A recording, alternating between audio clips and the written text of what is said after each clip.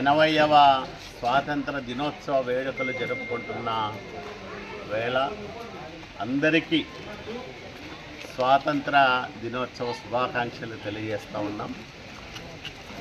8 దశాబ్దాల కాలంగా మనము అనుభవిస్తున్న స్వాతంత్రానికి కారకులు ఎందరో మహనీయులు.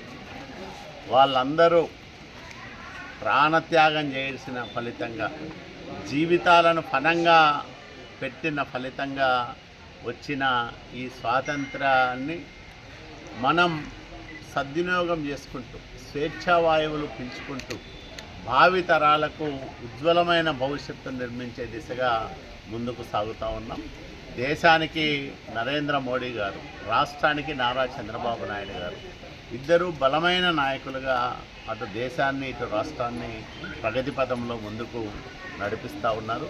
ఆంధ్రప్రదేశ్ రాష్ట్రం కూటమి నాయకత్వంలో చంద్రబాబు నాయుడు గారి సారథ్యంలో సర్వవర్గ సంక్షేమానికి, సమగ్రాభివృద్ధికి కంకణం కట్టుకొని పనిచేస్తూ ఉంది. స్వాతంత్ర ఫలాలు సామాన్యుడికి చేరవేయాలనే ఉద్దేశంతో సంక్షేమానికి పెద్దపీట వేస్తూ పెన్షన్ల పంపిణీని ఒక మహత్తర కార్యక్రమంగా ఎవరు ఊహించని విధంగా ఈరోజు అమలు చేస్తున్న గొప్ప మానవతావాది నారా చంద్రబాబు నాయుడు గారు.